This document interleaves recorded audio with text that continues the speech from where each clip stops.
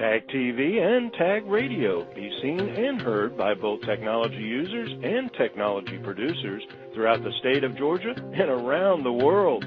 Low cost, big benefits, powerhouse online branded video and audio has arrived. Tag TV, Tag Radio, there's a lot more to know.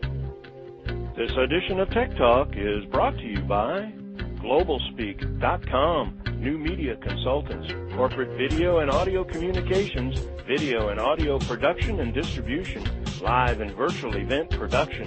Tag TV and Tag Radio is a service of GlobalSpeak.com, creatively delivering powerful marketing, video, and audio solutions. Nestled on the banks of the mighty Savannah River, most know the Garden City of the South as the home of the prestigious Masters Golf Tournament, Augusta, Georgia. Antebellum mansions, hallowed historic sites, and quiet tree-lined avenues, perfect for relaxing strolls. And then there's business, lots of business.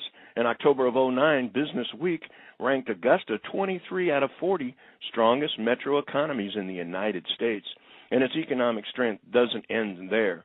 Forbes magazine called it the fifth in the nation, best bang for your buck city, and on its list of 100 cities where Americans are getting richer.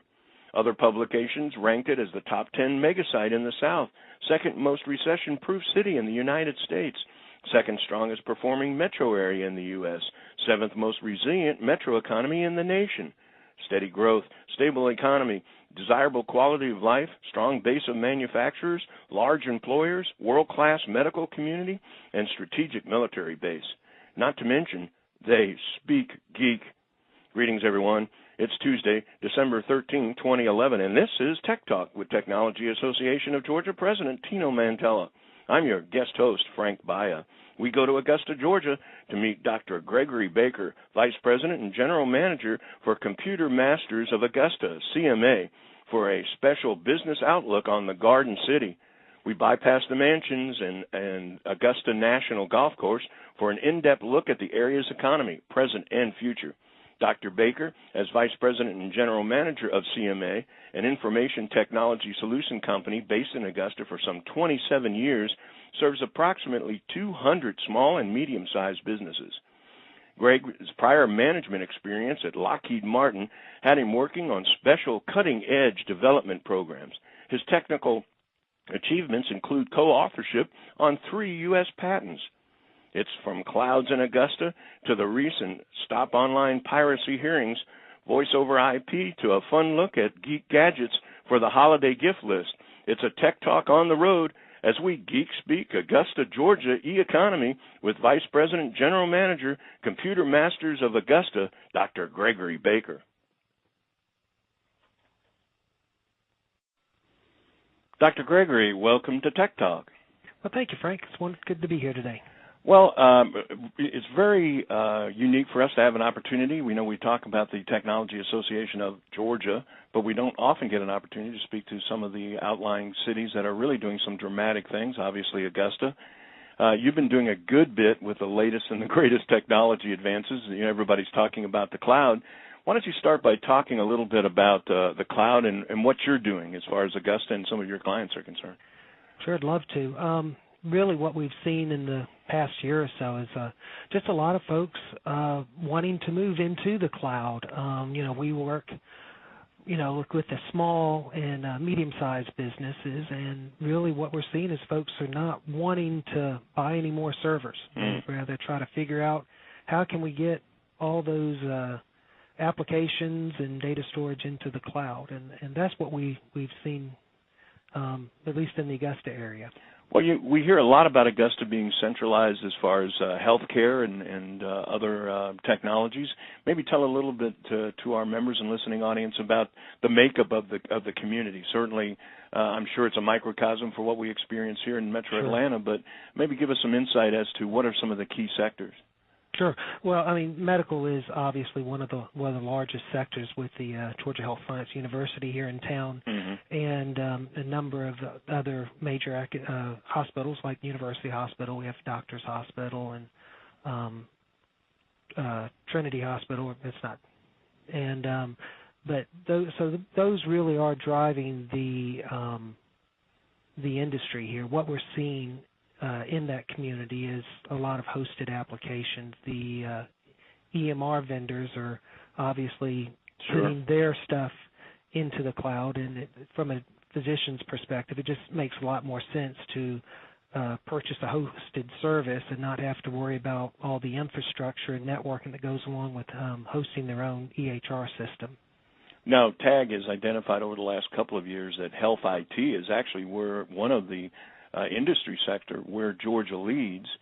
Being a IT consulting and IT solutions company, you're still dealing not only with that, obviously, as a vertical, but obviously all of the other situations every small to medium size, even large enterprises are dealing with in terms of technology evolution. No, that's correct. I mean, what we're trying to do and what we're seeing is like in the EHR is that just because they have their EHR in place, there's a number of other applications that they have to deal with. And so one of the things that we're trying to understand and help folks with is, okay, now that they have all their applications in the cloud, they have their data in the cloud, how do we integrate it all together so that they can continue to be productive? Well, when we talk about computer masters, is there a specific area of expertise, or is it a case where your expertise spreads across? A lot of times we find not only in the interviews we get an opportunity to do on Tech Talk, but even in our day-to-day business operations that you hear a lot of the sort of a cliche about the same thing, only different. A lot of the technologies are converging. A lot of the people are going to the cloud and other forms of technology that are at the leading edge, and they bring different content, different needs, different application requirements, but it's kind of the same thing but different. Is that sort of the situation there? Well, it's sort of the situation. I mean, CMA has been around for about 30 years. We like to say that we started fixing computers back when the information superhighway was a single-lane dirt road back in 1979. And so we've been through, what we're going through is just another technology transition. It went from desktops to networking to managed services, and now we're going into the cloud computing. So, the challenges folks are facing is just trying to keep up with technology and the productivity gains that the new technology brings. So, I think key words are keeping up. I think we're all in the same dilemma and in the same grand opportunity, and that's keeping up with all of the evolutions. And, it used to be a case where disruptive technologies happen maybe once in a year or two or maybe even a decade. Now it seems like they happen once a month. Yeah, well, it's consistently disruptive, I think, is what we're seeing. But, you look 10 years ago, you had a computer guy, you had a document management guy, printer guy, and then you had a phone guy, and with VoIP and the advancements in document management and production, they all fit on the end of an Ethernet cable, and I think they're all going to ultimately be the same guy at some point. Well, we envision ubiquitous computers. I think we're getting closer and closer to the era where we're going to be so much seamless with technology that I think what is Kurzweil, the futurist, I think he calls it, is it synergy, or I can't think of the word he calls, but when man and machine kind of come together. Right. Now, I know one of the areas that you are involved in of interest is piracy. And just recently, in fact, in the past week, the U.S. House Judiciary Committee held a hearing on Stop Online Piracy Act, that's SOPA.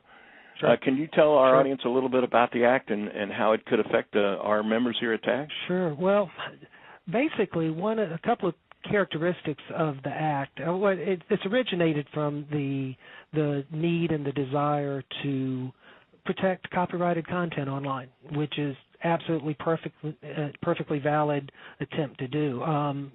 There is certainly pirated material out there on the internet, and we need to be cognizant of that. We need to put the right safeguards in place before that. It's just my concerns about this act have to do with the removal of due process and some of the stricter measures they put in. For instance, if you had a social website such as like a Facebook or something along that lines, and one of your contributors put some copyrighted content on there, potentially, the way I understand the act, the owner of that content could write a letter to you and effectively take you off the internet. And it's just without a court order, without any law enforcement getting involved, and that just seems a little bit overboard for what we're trying to do. It's one of those things that when it comes down to whenever you have disruptive technology, you really have two choices, and one of them is put up protectionist barriers and just try to maintain the current business process. And the second thing is just innovate and, for lack of a better term, try to keep running faster than the other guys. And in the long run, I think we all know that and certainly all of the listeners here would agree that innovation is going to trump protectionism in the long run every time. And so it just seems like that there could be a better way of doing this rather than putting up such strong protectionist measures when it comes to the copyrighted content. I guess, it's kind of like, I think we've both seen it many times, the cultural transition, going from one cultural set of ethics and standards and mores moving to another, where in that transitional period we're still trying, it's like a Wikipedia, we're trying to find out what is the truth, who is, because one of the things that I find challenging is, copywriting ideas. I mean, the pure idea that ends up being literally trademark or copyrighted and gets implemented into a situation where you've got a software or a particular product or that kind of thing.